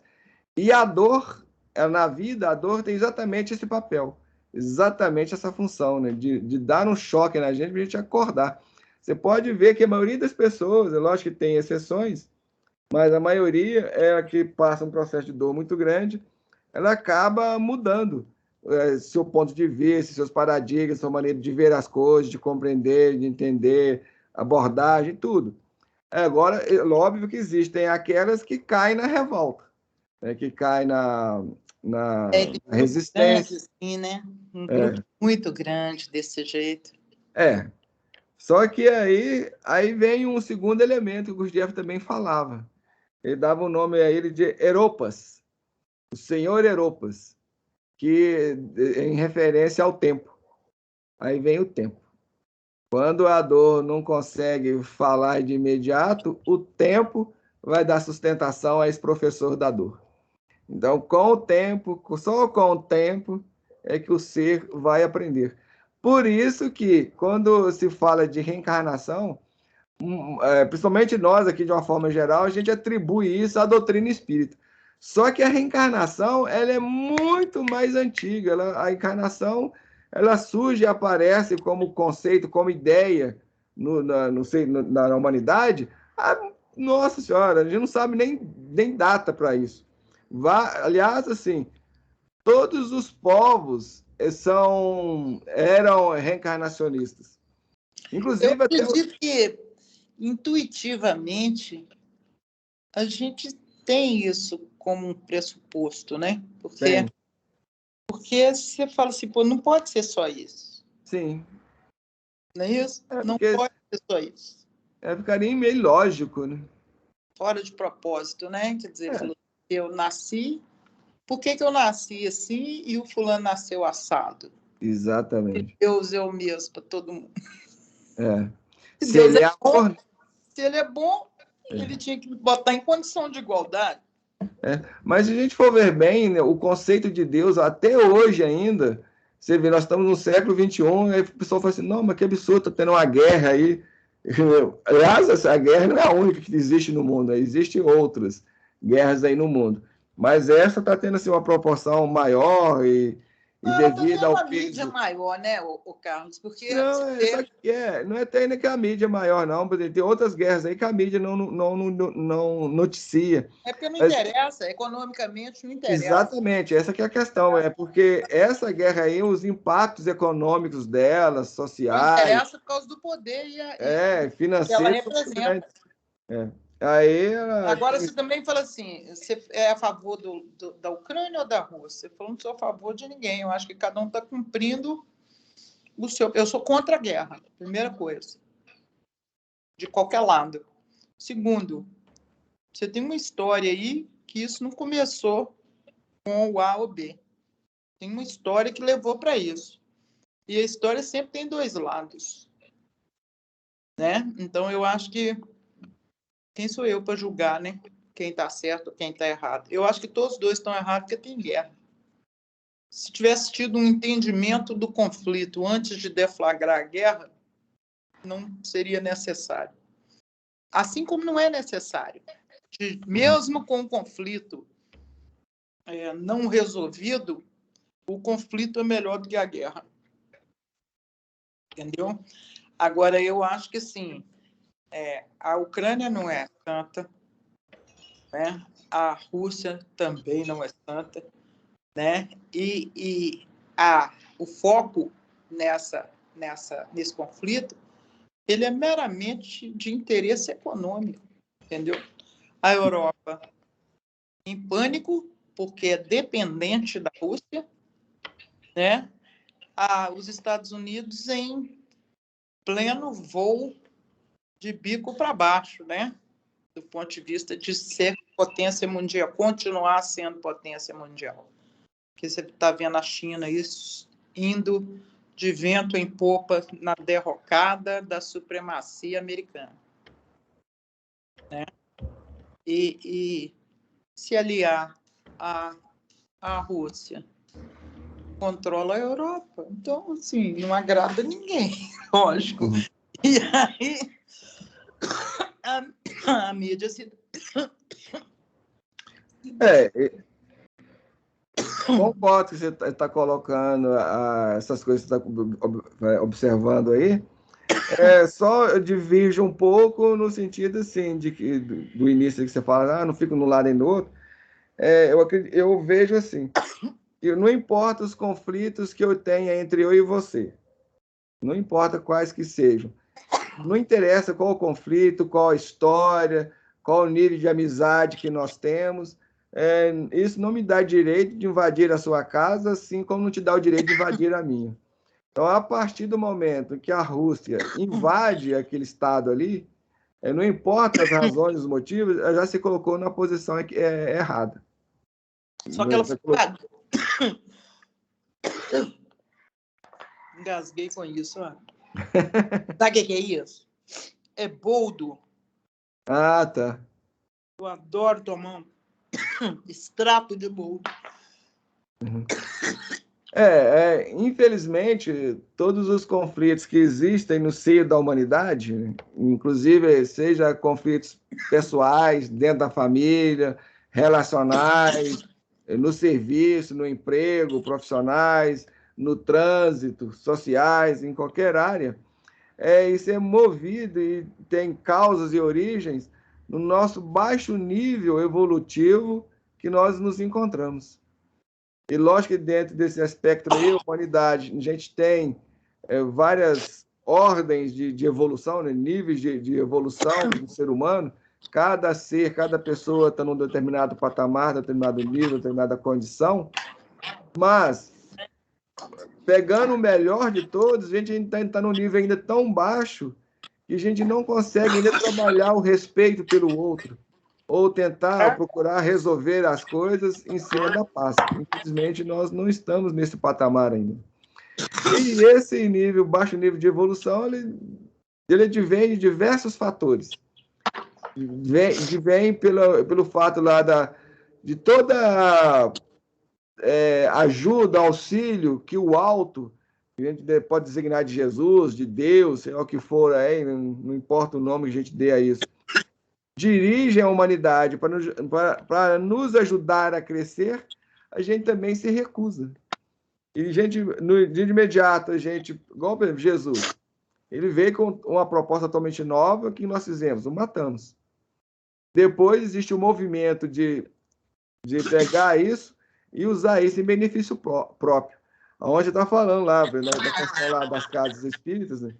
Nesse sentido, tem casas e tem casas, como se tem igrejas e igrejas, tem padres e padres, tem pastores e pastores, que cada um, como eu estou falando, cada um de nós estamos num nível diferente de evolução, mas a partir do momento que a gente começa a falar, a ensinar, a pregar, a partir dos nossos pontos de vista pessoais, a partir daquilo que a gente entende, aí já começa o complicador. Porque interpretar, né? Porque já de início, porque a gente não. Gente, será que eu tenho um nível evolutivo suficiente para entender e compreender isso? E outra coisa, a gente também, nós não tendemos a questionar aquilo que a gente sabe, ou que a gente esteja aprendendo, ou a minha forma de pensar, a minha postura, o meu comportamento. A gente não se questiona. A gente não para refletir e pensar, né? Eu questiono. Você sabe que eu sou questionador. Sim, mas aí são assim. Eu questiono, assim, eu não absorvo de graça, não.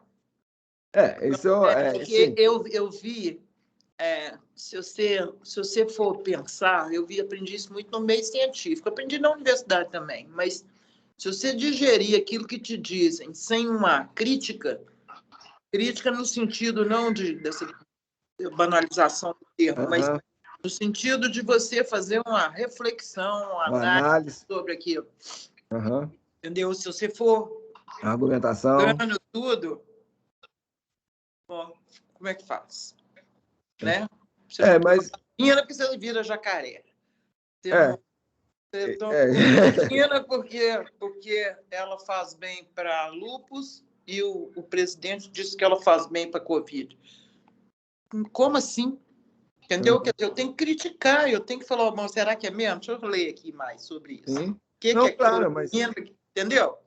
Sim, mas aí, veja bem, pessoas assim como a gente, como nós, como você, né, são...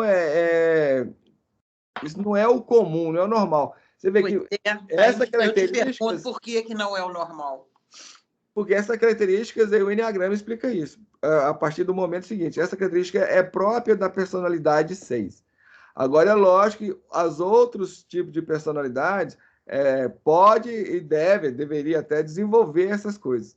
Mas as outras personalidades, né, os outros tipos de personalidade, estão preocupados com outras questões e centram a sua vida a partir dessa perspectiva, ou seja, a partir dessas questões.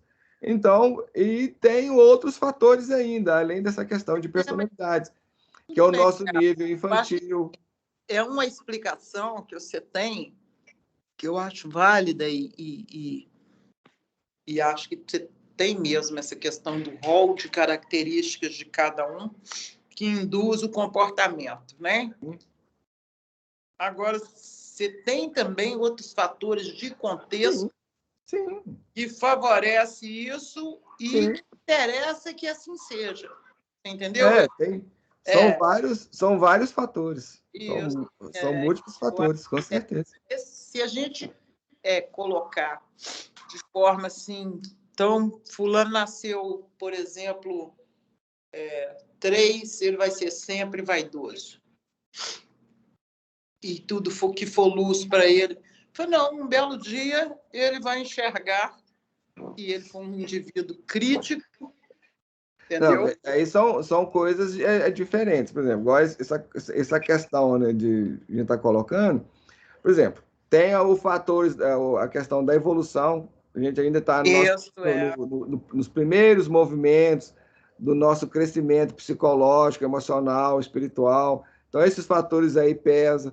O meio, por exemplo, aquelas instituições ou aqueles organismos que foram criados ou enviados para a humanidade para ajudar a fomentar, a alimentar a educação do ser, eles falharam, se perverteram ao longo do caminho. Nós falhamos, né, Carlos? Na verdade, nós é que falhamos, sabe? Eu acho que, assim, nós que criamos as instituições, nós acabamos tirando proveito disso de uma certa forma.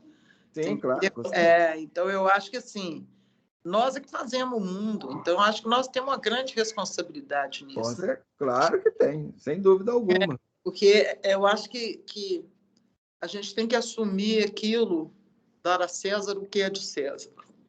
Não é isso? Então, eu acho que se eu fizer a minha parte, você faz a sua, fulano faz a dele, cada um faz a sua, você tem uma pessoa ignorante do seu lado e de repente, você está ali e não é por acaso e seu papel é esclarecer aquela pessoa, entendeu? Então, assim, todas as oportunidades que Deus te apresenta, você tem que usar.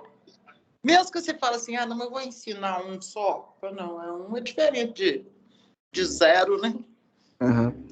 Não, claro. E agora, assim, outra coisa é a seguinte: cada um de nós, além de todos esses fatores ainda, nós temos dificuldades que são próprias a nós e temos questões que são pertinentes ao nosso tipo, ao nosso perfil, vamos dizer, enneagramático. Essa questão desse perfil psicológico e emocional. Então, tem certas questões, a gente não vai conseguir se livrar deles ou delas ao longo do tempo, e talvez nunca. Agora, isso não é impeditivo para o meu crescimento. Por exemplo, vamos pegar Jesus aí como exemplo, como modelo desse caso. A gente vê claramente que ele se enquadra, se encaixa bem dentro do perfil do ego 2. Então, pelo fato de ele ser Jesus, não quer dizer que ele não está dentro daquele perfil e que ele não tem aquelas características. Mas isso não foi impeditivo para ele desenvolver outros potenciais que não são primordialmente marcadamente do seu perfil psicológico. Então, ele alcançou um ponto de equilíbrio dentro daquilo que ele é como ser. E desenvolveu outros potenciais que a gente ainda até desconhece e nem sabemos. Então, por exemplo, essa questão da vaidade que você cita, a pessoa do ego 3, que é vaidoso, isso é algo que ele vai trabalhar isso a vida toda e ele vai ter dificuldade nessa área. Mas isso não significa, por o fato dele ser vaidoso, que ele não vai poder vir a questionar, que ele não vai poder vir a perguntar, a refletir. Só que... Inclusive a si próprio, né? E tem E um outro lado aí dessa questão aí, que é o seguinte: a forma dos outros perfis de questionar, de aprender, de interagir, de compreender aquilo é diferente do meu. Com certeza. Por isso que a gente não pode exigir que o outro seja igual a mim. Não há como. Porque tem certas limitantes, tem certas conjunturas que, inclusive, impedem ele de ser assim. Não tem como.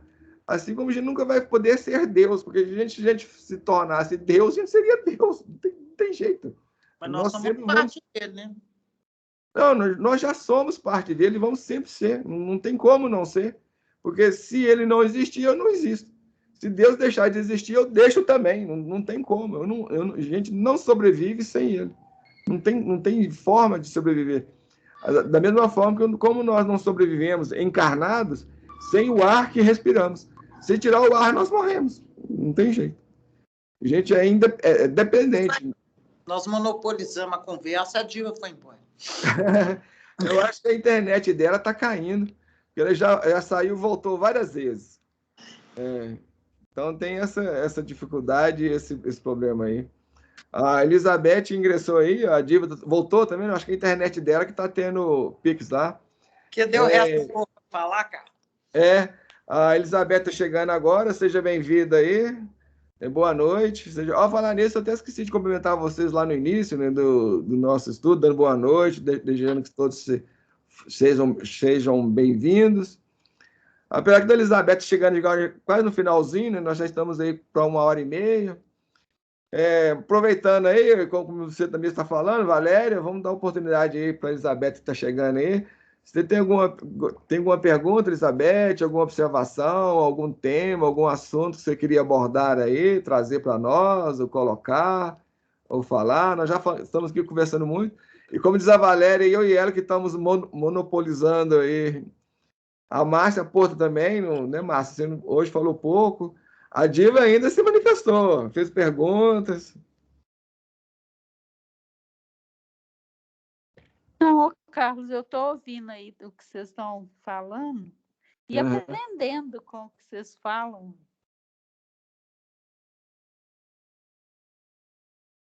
Eu acho que o seu áudio cortou aí, Márcia. Deu dado um pico aí na internet aí. Por falar nisso, gente, na última reunião nossa lá, depois que eu fui ver o vídeo, é que eu vi que o áudio tinha cortado, porque a minha internet caiu, aí ficou tudo suspenso. Aí vocês até falando, né? Caiu, mas eu não ouvi nada, não vi nada, não percebi nada. Passou para mim desapercebido. Mas foi depois pouco tempo, da reunião é que eu fui ver. Foi muito pouco tempo. Caiu assim rapidinho. Muito pouco tempo, Aí nós falamos e daí logo um pouco você voltou. É. Mas eu não tinha visto que tinha caído. Voltou aí, Márcia? Eu não entendi bem o finalzinho aí que você estava colocando. Não, eu falei que eu estou ouvindo Uhum. aí vocês e aprendendo com o que vocês falam. Ah, sim. Entendeu? Uhum. Entendi. A Elizabeth também está colocando lá também que a internet dela lá é muito ruim onde ela se encontra. No nosso país a gente ainda tem esse problema ainda, que a promessa é que com o 5G vai resolver. Vamos ver, né? Até rima, né? Vamos ver. A promessa seria essa, Provável. que o 5G resolveria. Mas, como o nosso país, né, diferentemente lá, você está vindo lá dos Estados Unidos, né, Valéria? Lá você sabe, você paga uma conta de telefone e você liga para o mundo inteiro. Você paga uma certa conta lá de internet e você tem, né, a velocidade toda, né? Igual aqui, né, lá, por exemplo, você paga X lá por exemplo, $36 de TV a cabo, você tem acesso a todos os canais. Aqui no nosso país, não. Se você quer 100 mega, é X. Se quiser 200 mega, é Y. Se quiser 300, aí é Z. Né? Não, mas você Canal viu a de nossa televisão. legislação? Vai. Esse negócio de velocidade, eles podem te entregar até 30% do que você comprou. Pois Por é. lei, por lei. É. Seu país não é sério. É difícil, não é muito Né? complicado. Viver em países como o nosso realmente é Mas bem. esse país nosso, nós é que fizemos ele assim. Lógico, claro. Nós é que fizemos o pessoal que faz as leis lá no. Exatamente. Quem fez essa lei fui eu, foi você. É. Entendeu? Porque o cara que está lá, ele, em vez de atender o meu interesse, ele atende o interesse da empresa que fornece o serviço. E você sabe o que é pior, que a gente observa nesse troço todo, nessa questão toda, que é em cima da nossa responsabilidade, é porque, veja bem, a gente não aprende. Eu, Não aprendo, tem aprendizagem. Não tem eu aprendizado. aprendo. Não, nós que eu estamos sempre faço? voltando nos mesmos caras, sempre voltando nas mesmas pessoas. Não, Aí eles falam, eu sou inocente. Aí você vai, acredita, e você vai, aceita. Eu não. Eu vejo o que o cara fez durante o mandato dele inteiro. Pois é, Ele só esse que é leva o o meu problema. voto de novo. Pois é, Maria, mas veja bem, isso aí que é o grande problema, é porque a gente vê um lado e não vê o outro. E não vê que aquele outro lado lá é a consequência daquilo. Igual o Putin lá. Você vê lá que o tempo todo na ONU está falando que ele é inocente. Que quem provocou a guerra foi a Ucrânia que é a culpada. Ela que provocou a guerra. Então, as pessoas são assim. É aquilo que eu sempre falo. Se você for na Depois cadeia... eu vou fazer uma recomendação para você. Eu até vou te mandar um vídeo, se eu tiver salvo ele. Não sei se eu salvei. Sobre história. A história. Você entendeu? Do ponto de vista histórico. Por que está havendo esse conflito? Eu gosto muito de história, para começar. Você fala da Ucrânia lá. Então, assim, não, ele fala os dois lados. Esse vídeo que eu tenho fala os dois lados. E por que nós estamos do jeito que estamos. Agora, uma defesa que vem crescendo dentro da Ucrânia e que ela não pode ressurgir é o nazifascismo. Não pode. Entendeu? E em nome de um potencial bélico, a Ucrânia faz vista grossa para isso. Entendeu? Ela, em nome de criar uma estrutura de defesa, porque ela se sente vulnerável, ela faz vista grossa para esse grupo que vem desenvolvendo isso. Entendeu? Então, assim, é briga de cachorro grande, porque os dois são do mal. Os dois são do mal. Esse é um tema bastante complicado, né, Maria? Porque, você vê, essa questão do neofascismo, isso não está surgindo só na Ucrânia. Nós estamos tendo isso aqui no Brasil. Aliás, nós estamos tendo isso no mundo todo. Em todos os países do mundo. Lá está estruturado. Por isso que chegou nesse nível. lá está estruturado com o aval do Estado. Então, ele é bem mais grave do que embriões, porque tá certo, manda um para cá, ele começa ali, aí dá uma sapatada na cabeça dele, ele sossega. Aí começa a crescer lá, não, lá a estrutura de Estado fomenta. Por quê? Porque ela se sente vulnerável, entendeu?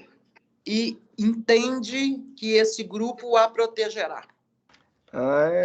Realmente esse ponto aí, eu não, acho que a gente discutir isso, né, não é produtivo. Eu também acho que não é produtivo. Por isso que eu não discuto. Eu estou te falando, eu sou contra o conflito armado, de qualquer natureza, seja por que motivo for. Só que eu acho que a gente não tem o direito de fazer uma análise unilateral. Então, eu prefiro acreditar que os dois estão errados. Até porque chegaram em conflito armado. Olha, os dois depende muito da perspectiva que a gente está olhando. Né? Como a gente vai falar, né, por exemplo, que a Ucrânia está errada, ou o outro lá não está, ou o outro também está errado? Não, o outro não está, não, o outro também está. E o outro também está. Pois mas a partir de aquela história que eu falei no início para você lá, não importa os conflitos que existem entre eu e você. Não importa. Nós não guerrearemos. Isso não me dá direito. Pois isso não me dá direito de entrar na sua casa e falar assim: olha, a partir do momento eu vou colocar esse soldado aqui para tomar conta de você e te vigiar. Não te dá esse direito. A partir do momento que eu fiz isso, eu perdi meu direito e estou mais errado do que você. Você também não está certo, mas você... Não existe mais errado. Eu acho que existe o erro. Você entendeu? Não tem como se medir o mais errado. Tem. Não, eu acho que assim, a fulana é mais errado que esse ciclano, não. Existe um erro. E temos que solucionar o erro. Você entendeu? Sim, existe. Mas em tudo existe gradação, em tudo existe proporção. Em tudo tem. Tudo tem. Tanto no bem quanto no mal. Sim, mas a essência é a mesma. Então, assim, se você tem... Por isso que eu estou te falando, eu sou contra o conflito armado, seja ele por que motivo for, de que lado for. Pode falar assim, seu filho matou o fulano. Fala, tá errado. Lógico, meu filho tá errado, ele não podia matar ninguém. Entendeu? É isso. Pois mas esse é um erro. Agora, também é a mesma coisa errada se o seu filho, por exemplo, vai lá e bate no outro, não pode, ele pode porque simplesmente bateu. Não, bater também é errado. Claro. Só que bater e matar, bater é menos errado do que matar. Então, as coisas têm gravidade. Mas a gravidade das coisas, entendeu? ela tem intensidade, ela tem proporção. Existe uma proporcionalidade, isso é evidente. Agora, o fato de ser um erro não vai justificar que o outro seja mais ou menos errado. Né? O erro é erro, tá correto. Mas eu não posso negar também que tem erros que são mais graves e tem erros que são menos graves. Tem atitudes que são mais graves e tem atitudes que são menos graves. Em tudo existe uma proporcionalidade. Inclusive, o ser humano, nós caminhamos em termos de evolutivos dentro desta linha. Nós vamos deixando de fazer o menos mal para a gente fazer passar o bem. É igual, por exemplo,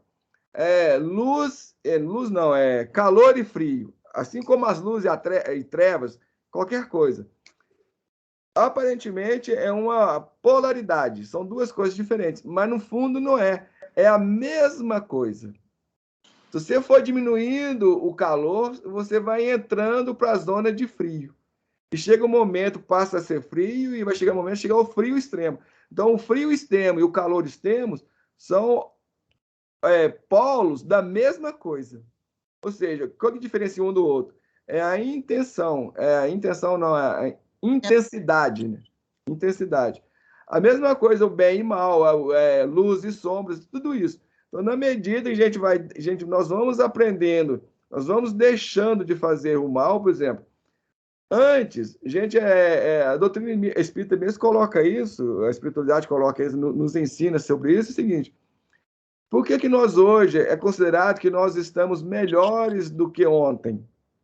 Porque muitas vezes ontem nós nós matávamos o outro fisicamente.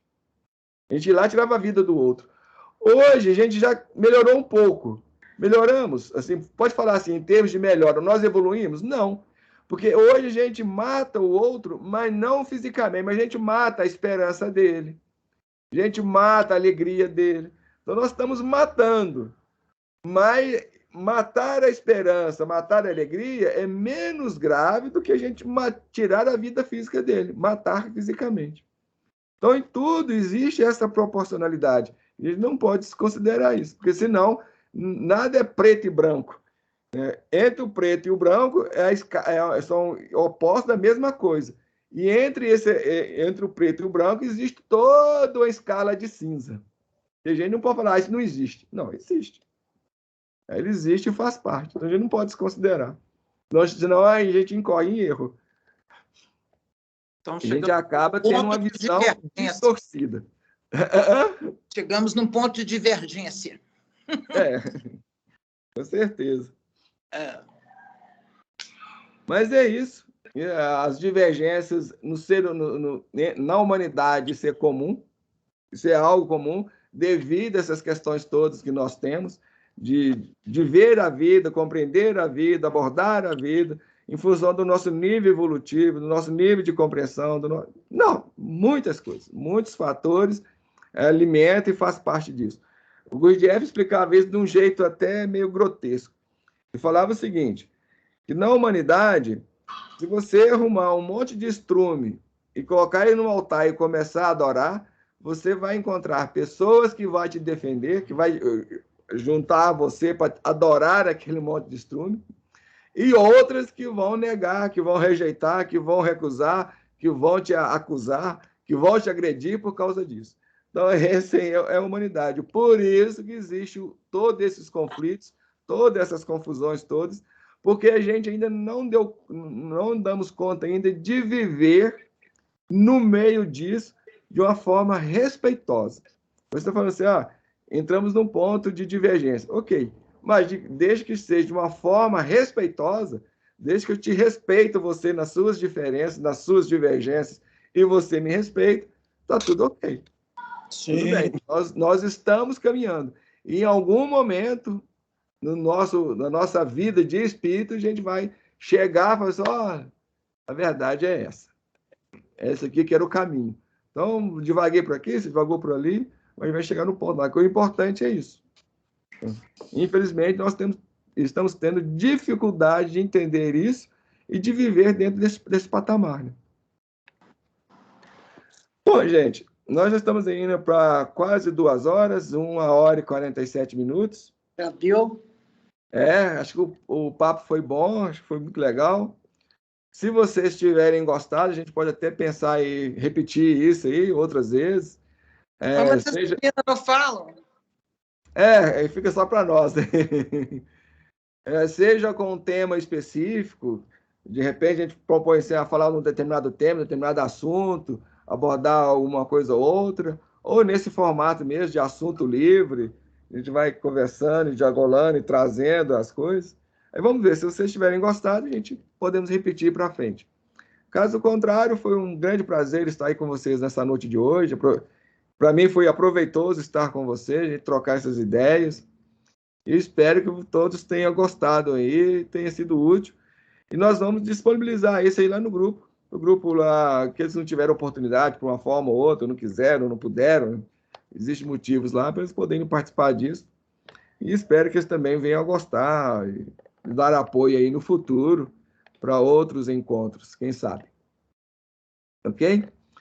Bom, e como a gente sempre faz, vamos finalizar aí com a nossa oração, né? Agradecer aí a Deus a oportunidade, esse convívio fraterno que nós tivemos aqui. Deus, nosso Pai, Jesus, médico divino e orientador maior de todos nós, nesses instantes em que chegamos ao final do encontro desta noite, vimos te agradecer, Senhor, por esta oportunidade, agradecendo a presença das nossas amigas, a Valéria, a Diva, a Márcia, a Elizabeth, que chegou aí no finalzinho, que participou por algum tempo conosco, e agradecendo a presença dos corações que, a partir do mundo espiritual, estiveram conosco, mormente daqueles que nos amparam, nos auxiliam em nosso progresso, em nosso crescimento moral, espiritual, em nossa jornada como seres eternos que somos. Te agradecendo por tudo, uma vez mais vos rogamos, ser com todos nós que aqui nos encontramos, que aqui estamos, e com todos aqueles também que não puderam, não tiveram oportunidade de estar conosco na noite de hoje e participar desse diálogo fraterno, esclarecedor, em que pudemos, dentro de um clima de equilíbrio, chegar ao término deste encontro. Ser com eles e conosco hoje e sempre, que assim seja. E a Diva passou uma mensagem aqui no final, falando que foi muito bom. Ela agradece a oportunidade, um grande abraço a todos e uma ótima noite a todos. Muito obrigado a você, Diva. Espero que nas novas oportunidades você possa estar conosco aí participando e nos auxiliando aí também.